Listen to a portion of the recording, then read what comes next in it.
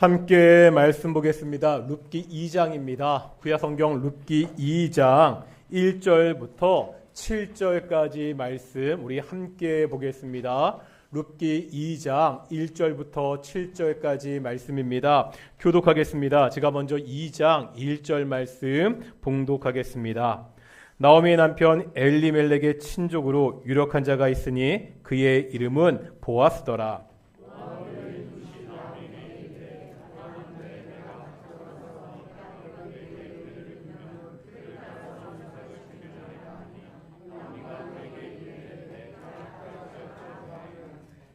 룻이 가서 베는 자를 따라 밭에서 이삭을 줍는데 우연히 엘리멜렉의 친족 보아스에게 속한 밭에 이르렀더라.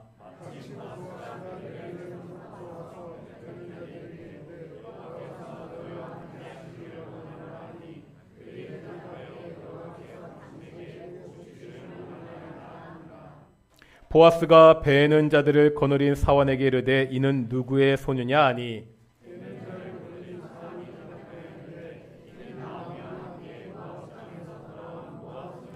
함께 읽겠습니다. 그의 말이 나로 베는 자를 따라 단 사이에서 이삭을 죽게 하소서 하니고 아침부터 와서는 잠시 집에서 쉰 외에 지금까지 계속하는 중이니이다. 아멘. 갈리 찬양대. 아멘. 찬양 감사합니다. 우리가 오늘도 앞뒤 자아분들과 인사하겠습니다. 하나님이 우리와 함께 하십니다. 오늘 동인교회 예배도 하나님이 함께 하시는 하나님의 영광이 함께하는 귀한 예배가 되기를 축원합니다.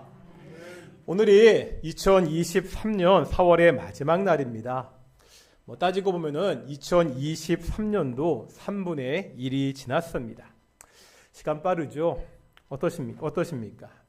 2023년이 시작하면서 나름 세웠던 계획들이 있으신가요?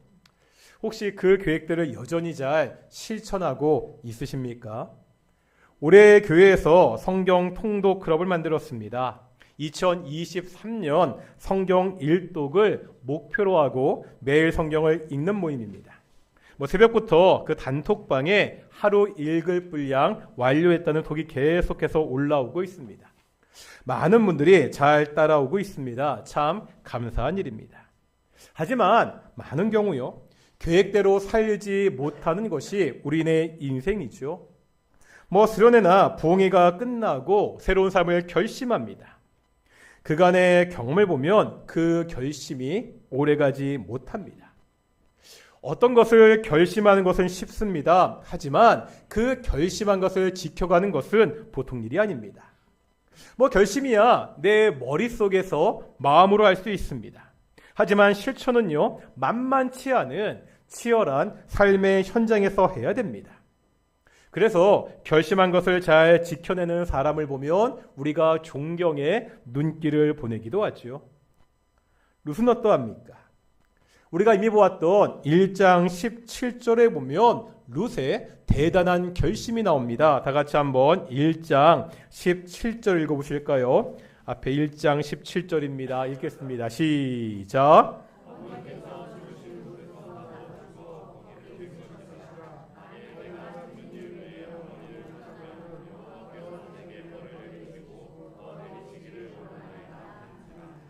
여기 보니까 룻은요, 자신의 모든 것을 포기했죠.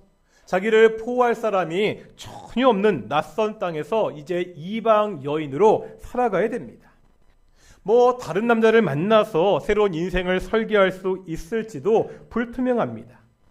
이런 상황에서 룻은 어떻게 맹세하죠? 자기의 죽음으로 맹세하고 있습니다. 내가 결코 시어머니 나오미 당신을 떠나지 않겠다고 죽음으로 결심했습니다. 룻의 이 결심은 잘 지켜졌습니까? 룻은요, 자신의 맹세대로 나오미를 따라 베들레헴에 왔습니다. 결심은 어디서 이루어졌죠? 베들레헴으로 오는 길 위에서 이루어졌습니다.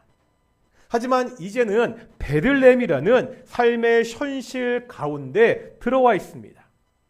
지금요, 룻이 처한 현실이 어떻습니까? 비참합니다. 남편 없지요. 자식도 없습니다. 이런 두 과부가 살아가기는 고향 땅도 만만하지 않습니다.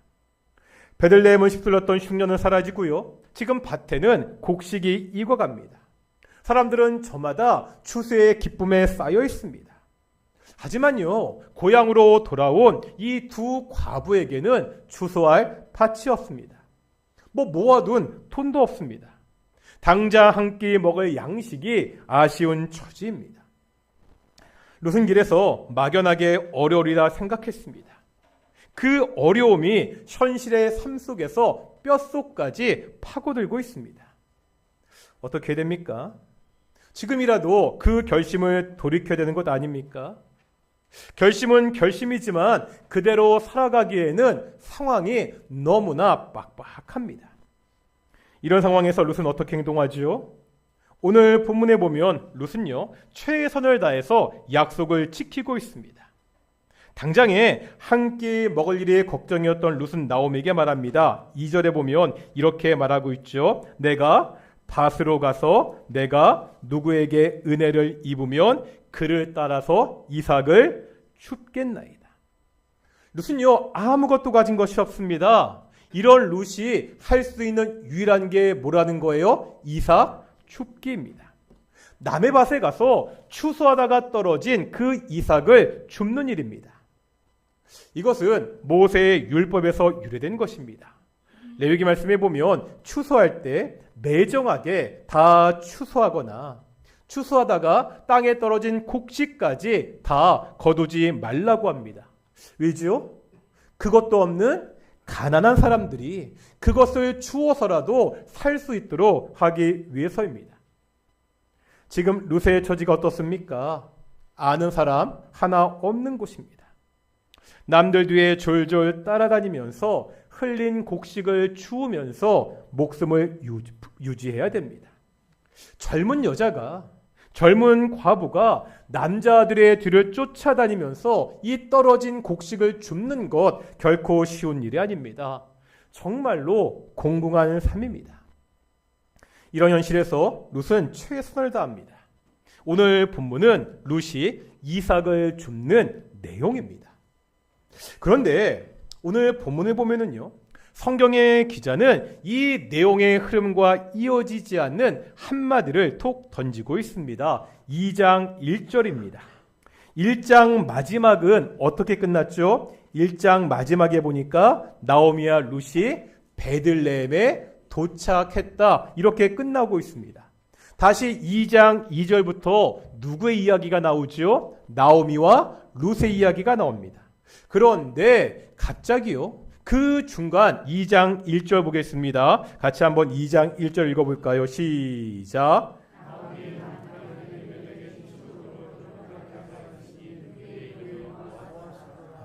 누구에 대한 소개죠? 보아스에 대한 짤막한 소개가 나오고 있습니다. 지금 룻과 나오미에 대한 이야기 사이에 갑자기 뜬금없이 보아스라는 사람을 소개하고 있습니다. 보아스는 나오미의 남편 엘리멜렉의 친족입니다. 유력한 자였습니다. 이것은 앞으로 일어날 사건에 대한 복선입니다. 보아스가 엘리멜렉의 친족이라는 것은 앞으로요, 아주 중요한 역할을 합니다. 또 보아스는 어떠한 사람이라고요? 유력한 자입니다. 여기서 유력한 자라는 말은 여러 가지로 번역될 수 있습니다. 부유한 사람 혹은 탁월한 사람, 이 정도로 그렇게 번역할 수 있습니다. 그런데 여기서 재미난 것이 있습니다. 3장 11절 잠깐 보실까요? 3장 11절에 보면 이제 룻을 묘사하는 부르는 말이 나옵니다. 3장 11절에서 룻을 뭐라 부르고 있죠? 근데 뭐라고 묘사하고 있습니까? 어떤 여자라고요? 현숙한 여자라고. 여기 현숙한 여자라고 할 때 이 현숙하다는 말이 보아스를 묘사할 때 사용된 그 말과 같은 말입니다. 즉 이런 거죠. 탁월한 남자 보아스와 탁월한 여자 룻. 탁월한 남자와 탁월한 여자가 지금 나와 있습니다. 뭔가 두 사람의 사이에 어떤 일이 벌어질 것 같지 않습니까?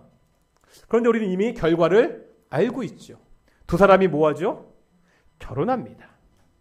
룻기의 독자들도 이미 이 두 사람이 나중에 결혼한다는 사실을 알고 있었습니다. 그러면 궁금합니다. 어떻게 이 탁월한 두 사람이 처음 만났을까? 어떻게 이 사람이 만나서 결혼에 꼴이 냈을까? 사람들은 이런 러브스토리 좋아하잖아요. 그러면 보아스와 룻은 어떻게 만났죠? 이 지점에서 성경은요, 굉장히 의미심장한 표현을 사용하고 있습니다. 오늘 본문 3절 보실까요? 어떻게 두 사람이 만난지 보겠습니다. 두 사람의 러브스토리입니다. 3절입니다. 읽겠습니다. 시작.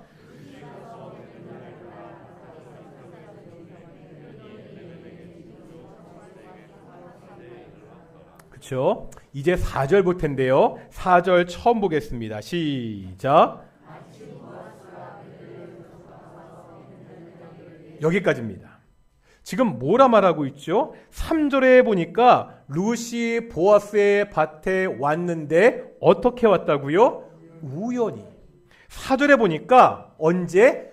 마침 그때 보아스가 그 밭에 왔습니다. 원문을 보면 3절에서요, 우연이라는 단어가 반복되고 있습니다. 우연히. 4절에 마침이라는 말은 영어로 behold라는 말입니다. 주의를 환기시킬 때 사용되는 말입니다. 그래서 이 말을 해석해 보면 이렇게 됩니다. 룻이 이삭을 줍다가 정말 우연히 보아스의 밭에 이르렀는데, 아니 이럴 수가, 한번 보세요. 마침 그때 보아스가 밭에 왔습니다.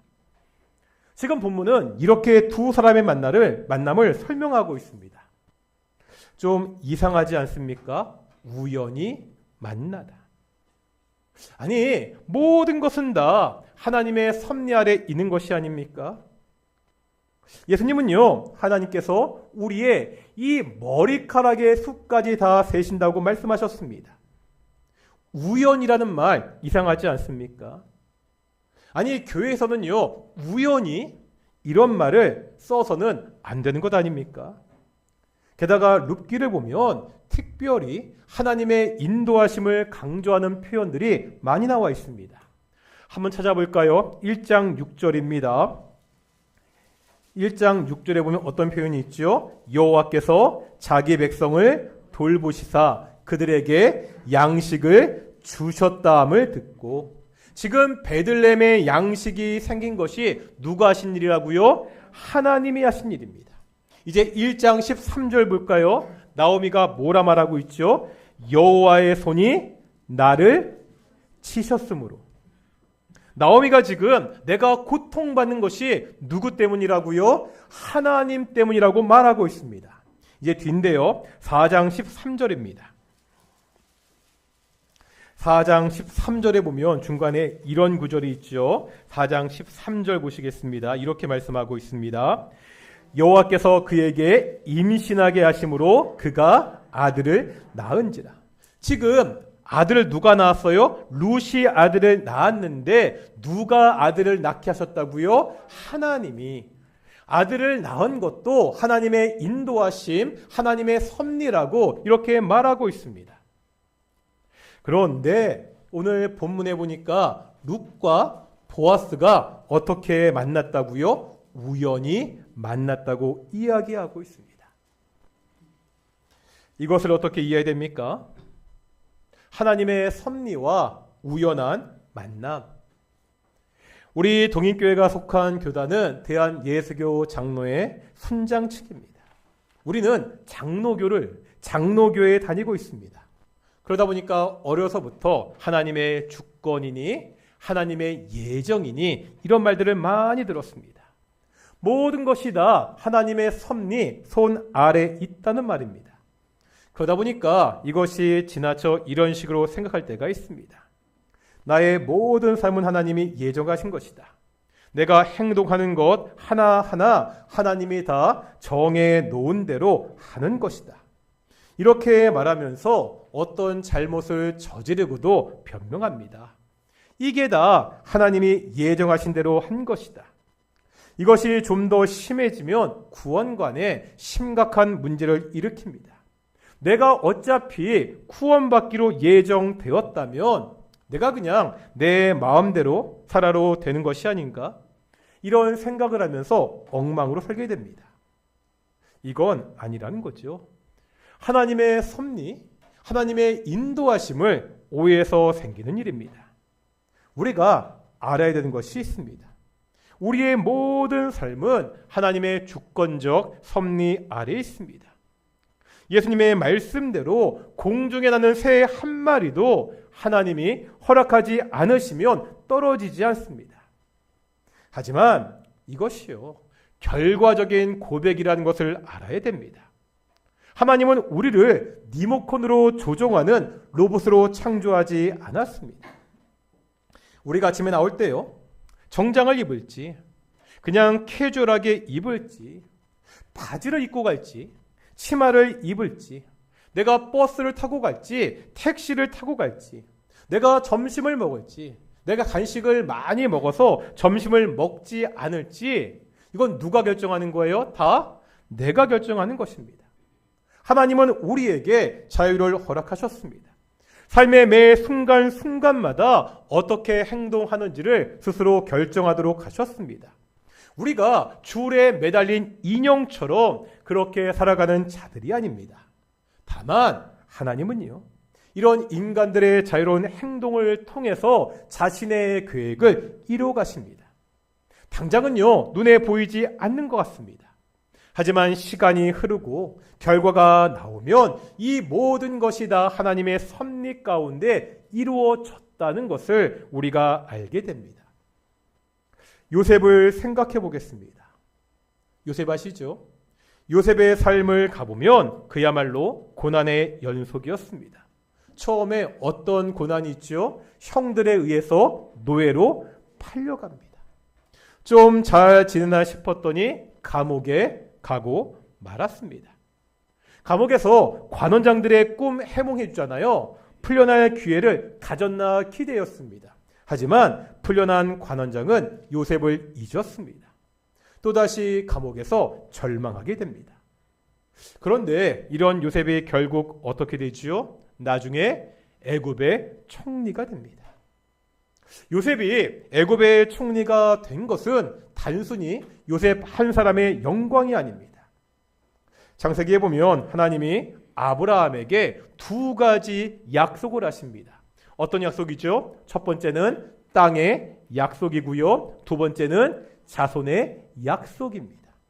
지금 내가 서 있는, 네가 보고 있는 그 땅을 너에게 줄 것이다. 하늘의 별과 같은 많은 후손을 너에게 줄 것이다. 그렇게 약속하셨습니다. 그런데 요셉의 아버지가 누구죠? 야곱이죠. 당황하지 마세요. 야곱은 아브라함의 손자입니다. 그런데 그때 야곱의 가족이 몇 명이었죠? 70명이었습니다. 겨우 70명. 지금 야곱의 가족이 살고 있는 이 가나안 땅은 지리적으로 요충지입니다. 그래서 전쟁이 끊이지 않는 곳이었습니다. 만약에요, 야곱의 가족들이 그냥 가나안 땅에 살았다면 이 사람들은 전쟁통에 흔적도 없이 사라져 버렸을 것입니다. 하나님은요, 요셉을 통해서 야곱의 가족을 애굽으로 부르십니다. 그 애굽 땅에서 야곱의 자손 70명은 몇 명으로요? 장정만 60만의 대군으로 성장하게 됩니다.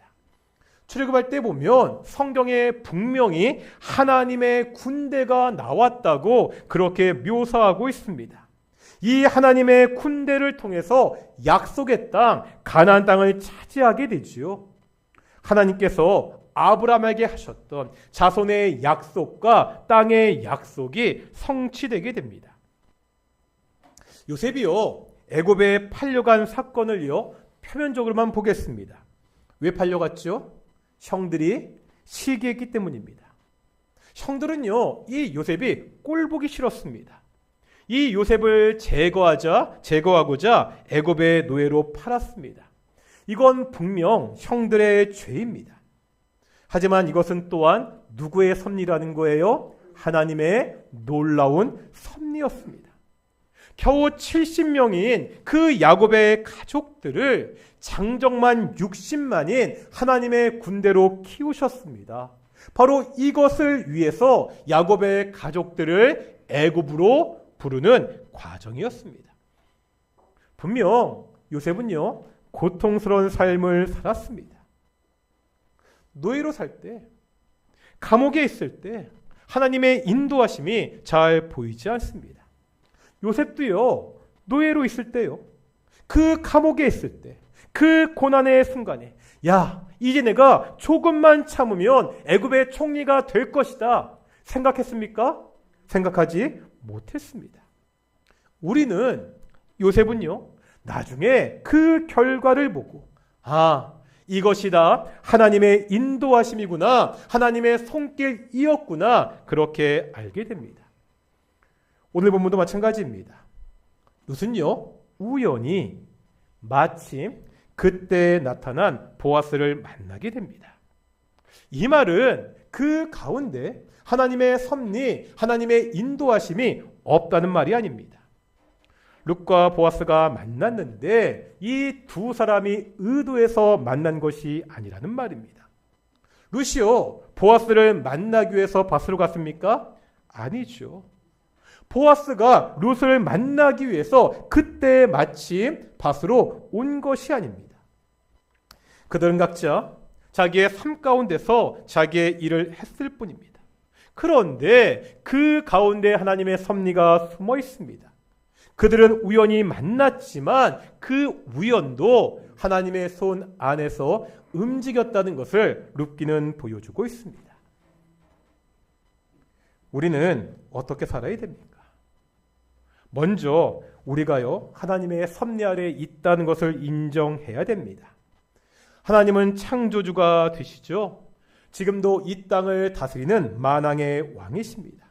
하나님은 지금도 우리의 삶 가운데 역사하시고 개입하는 분입니다. 우리의 모든 삶이 그의 손에 달려있다고 성경은 가르치고 있습니다. 제가 개인적으로 좋아하는 찬양이 있습니다. 앞부분 가사에 이렇게 되어 있습니다. 내가 주인 삼은 모든 건 내려놓고 내 주 대신 주 앞에 나가. 내가 사랑했던 모든 건 내려놓고 주님만 사랑해. 나의 주인은 누구입니까? 내가 정말 사랑하는 것은 무엇입니까? 우리의 삶의 주인이 하나님이라는 사실을 인정하며 살아야 됩니다. 하나님의 뜻에 따라 살아야 되는 존재가 나라는 것을 알아야 됩니다.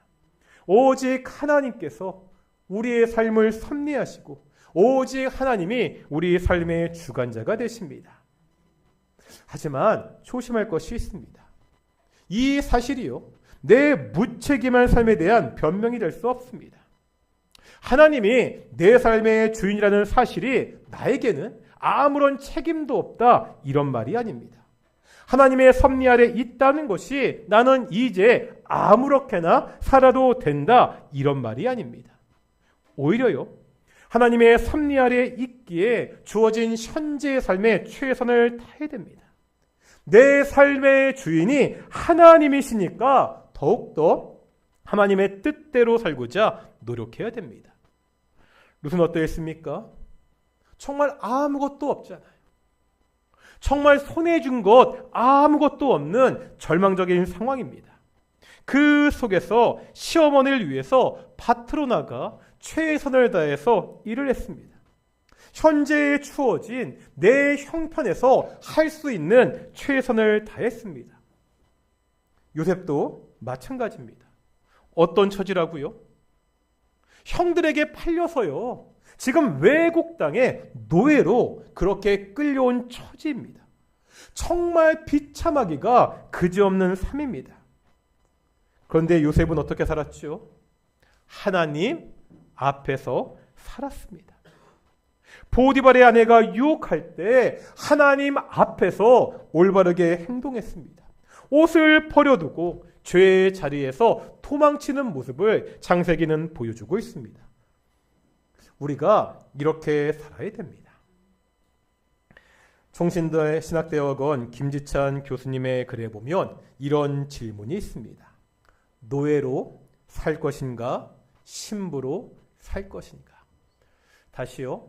노예로 살 것인가? 신부로 살 것인가? 하나님은 우리의 신랑이십니다. 하나님은요, 우리를 노예처럼 부리기를 원하는 분이 아닙니다.